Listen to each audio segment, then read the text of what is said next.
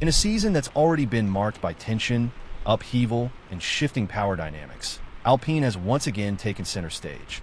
Not because of their performance on track, but because of the dramatic decisions being made off it. Within just a 12-hour window, the team announced two major shakeups that have reshaped its direction for the foreseeable future. First, Oliver Oakes, who had been serving as Alpine's team principal for barely 10 months, was released from his duties with immediate effect. Then, less than a day later, came confirmation that Jack Doohan would be stepping aside from his race seat in favor of Franco Colapinto for the next 5 Grands Prix. While the timing of these announcements may appear abrupt, the reality is that both changes have been brewing beneath the surface for some time. Let's begin with the decision to replace Doohan.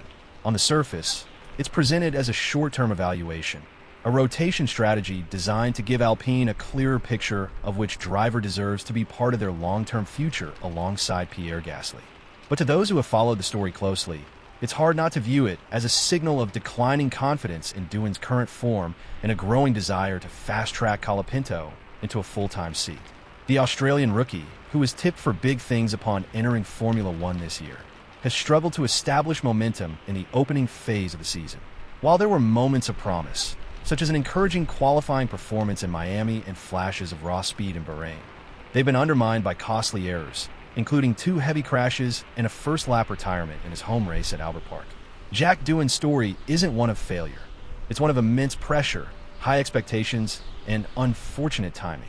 He came into Alpine's F1 team not only as a rookie, but as a symbolic figure, the son of motorcycling icon Mick Doohan, a former Formula 3 and F2 frontrunner, and the poster boy for Alpine's Academy program.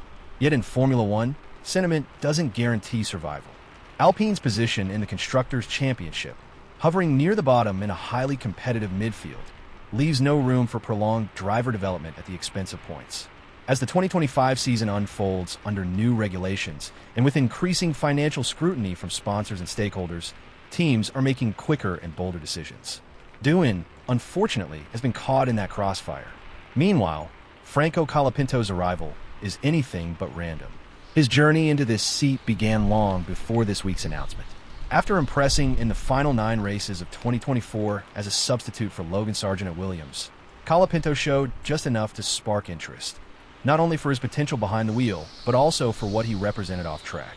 He brings with him an enormous, loyal, and vocal fan base from Argentina, a country that hasn't had a full-time F1 driver since the days of Gaston Mazecain.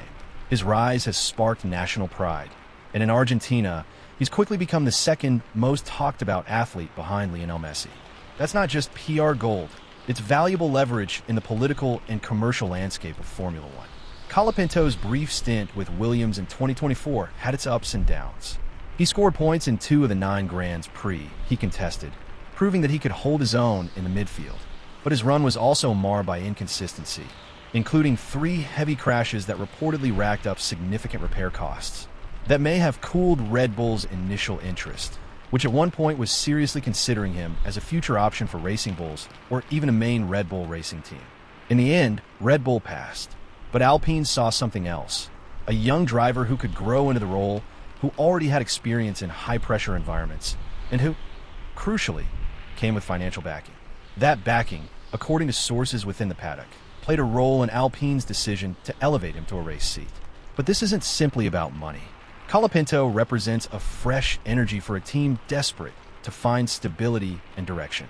His involvement is part of a wider evaluation, not only of the driver lineup, but of Alpine's overall trajectory as the team prepares for the new 2026 regulations.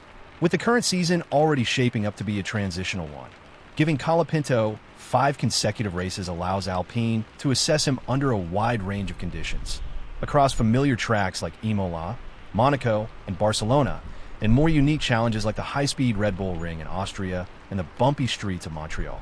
It's worth noting how he got to this point. Back in January, Alpine quietly reached an agreement with Williams to bring Colapinto over in a move that surprised many.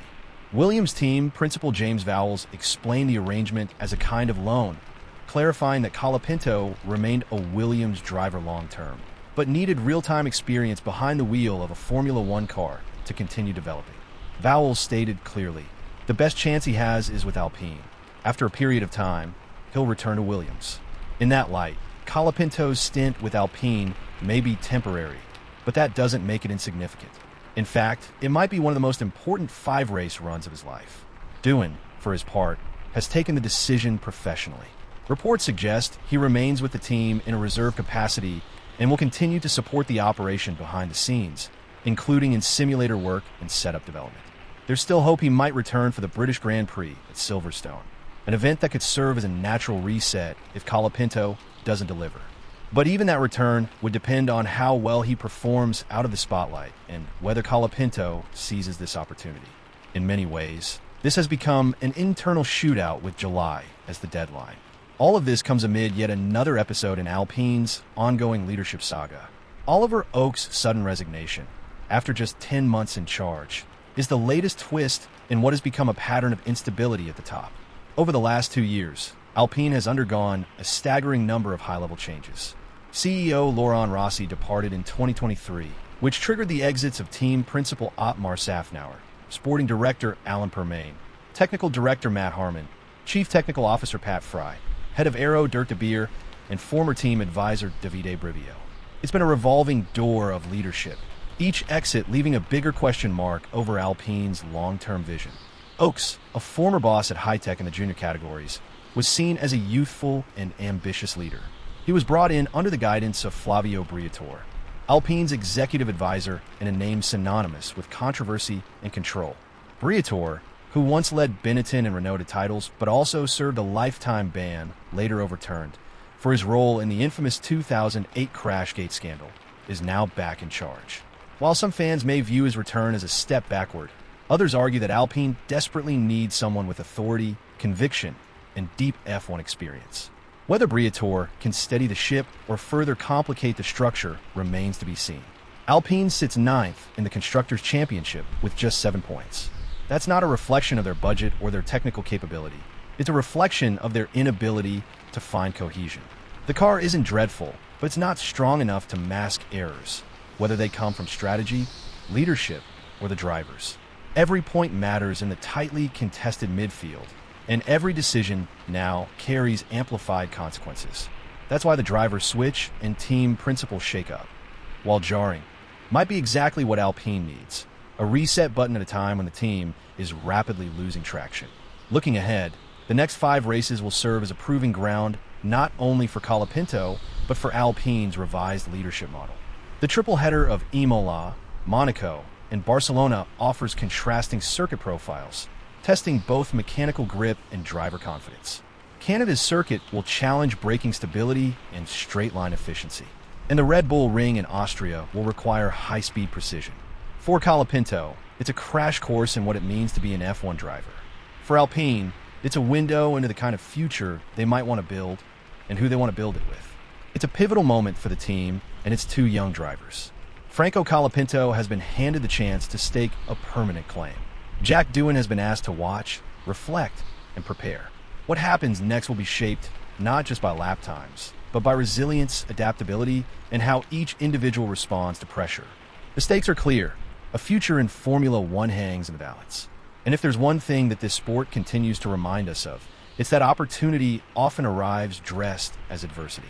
For Doohan, this is not the end of the road, but a pause, perhaps painful, perhaps necessary. For Colapinto, it's a door kicked wide open. Whether he walks through it with the authority Alpine is hoping for will define not only his career, but the narrative of Alpine's 2025 season. Hello, McLaren faithfuls. Stand a chance of winning $1,000 by hitting that like button. Drop a comment below and subscribe so you never miss any McLaren and F1 updates with relaxing ASMR elements.